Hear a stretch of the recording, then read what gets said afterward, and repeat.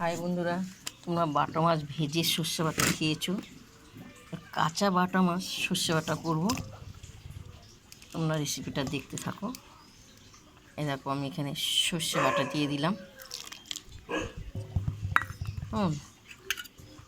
এখানে স্বাদ মতো নুন, হলুদ, কাঁচা লঙ্কা, টমাটোটা এখানে মিশিয়ে দিলাম।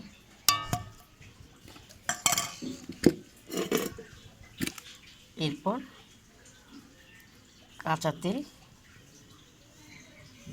দিয়ে দিলাম, আমি মাখবো।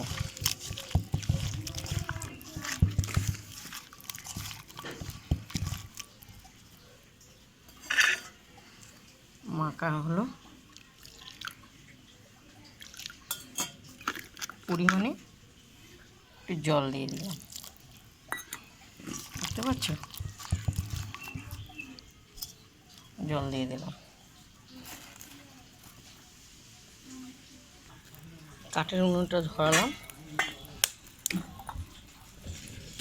বসিয়ে দিলাম, বুঝতে পারছো? এটা কাঁচা মাছের সর্ষে বাটা বলে, কেউ ভাপাও বলে। তোমরা প্রথম থেকে লাস্ট অবধি বন্ধুরা দেখতে থাকো রেসিপিটা। তো ঢেকিলাম, 10-20 মিনিট ঢাকা রাখলাম। ঢাকনাটা খুলে দিলাম, ফুটছে, দেখতে পাচ্ছ, খুব সুন্দর। এরপর আরেকবার আমি একটু কাঁচা তেল ছিটিয়ে দিলাম, দিয়ে 5-10 মিনিট একটু ঢেকে রাখলাম। ঢাকনাটা খুলে দিলাম। এরপর একটু ধনেপাতা ছিটিয়ে দিলাম।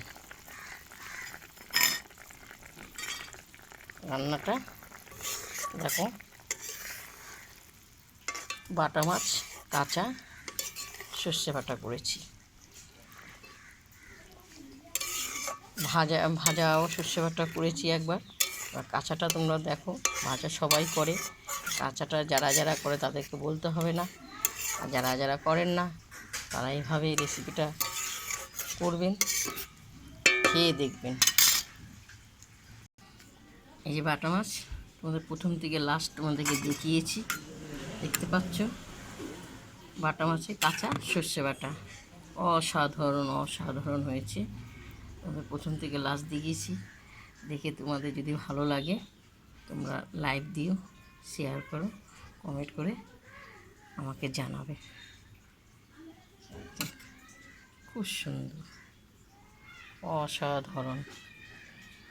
তোমরা খেতে এসো যোগমায়াদির বাড়িতে, কেমন?